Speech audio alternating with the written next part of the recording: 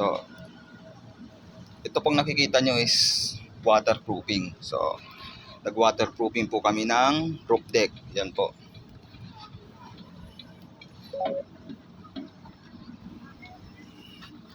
Okay, so yan.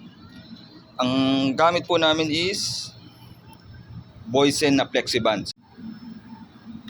So, ang process na ginamit dito is cold liquid applied. So, cold liquid o kaya cold process tinatawag nila. Ito po yung mga elastomeric, yung mga rubberized, yan po yung mga cold liquid. O, yan po. Mahaba na rin po yung nagawa. Yan po. Ito. So, bago nyo po to applyan ng Flexiband, so kailangan nyo munang lilisin tsaka silsilin tulad nito. Yan po.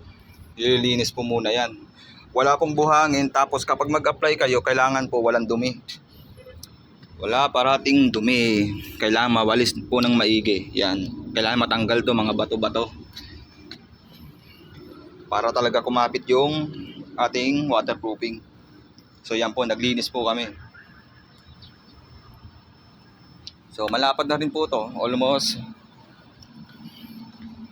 200 square meter na rin po yung na waterproofing. So tignan natin mamaya kung ilang balde na kami. So yan po. Tignan natin sa kabila. So bakit nga ba Flexiband ang ginamit? So titignan natin sa ibang vlog kasi may ilalagay pa kami dito. So mag-comment kayo kung ano ang mas maganda. So dati kasi dito ang nilagay namin dito yung elastomeric paint. Naninigurado na kami kaya pinalitan namin ng Flexiband. So ganyan, no. Tignan niyo, sinilsil talaga. Sinilsil talaga namin para talaga makakapit yung Flexiband. So tignan natin kung magiging maganda ang epekto dito. Kung talagang hindi natatagas. May tagas kasi kami. So yan po, bago tayo talaga tandaan natin pag mag-apply tayo ng Flexiband, malinis at walang mga tae-tae. Yan ang tinasabag nila, yung mga kapak na semento. Tignan natin ito, ilang balde na yung nagamit. Puro Flexiband po yan. So ito po, Flexiband. Yan, Flexiband.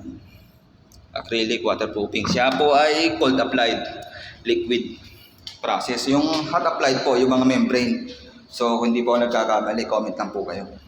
Sa tinatawag nilang cold applied liquid tsaka sa hot applied na liquid. So ilan na ba ito? 1, 5, 6, 7, 8, 1, 2. So nakapito na pala kaming balde. Flexiband. So, marami. Sa iba to ang presyo po nito 700. So mga iba po mas mababa pa. Nabibili po yan ng 650. Yung Flexiband. So pricing niya is 650. Dito sa binibili namin sa mall is 710. So wag kayong maniniwala kung mabili nyo ng 1,000 yan. So hinahaluan po siya ng semento. Yan. Nakasulat naman po yung details yan. So bago kayo, ito namumuna. Ewan kung hinalo ba yan.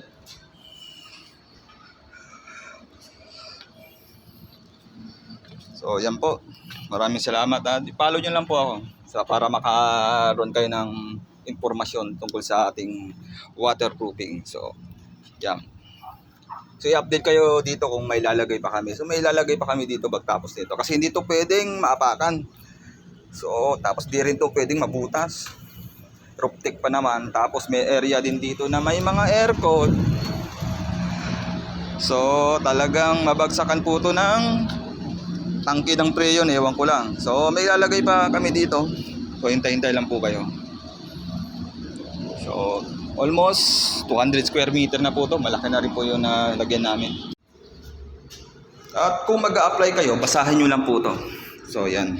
Huwag nyo pong baliwalain tong nilalagay ng Boysen dito, yung application niya. Yung application at preparation. Yan po.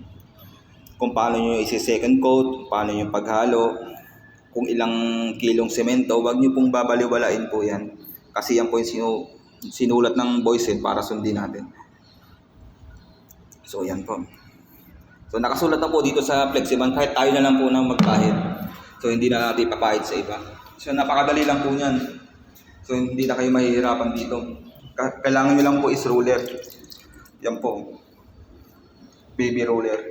Yan pong kailangan lang nyo. Tapos semento, bili lang kayo ng semento. Wag yung may buo-buo, maganda talaga yung bago na semento. Haluin nyo lang pong maigi. Kung may panghalo, haluin nyo po yan ng maigi.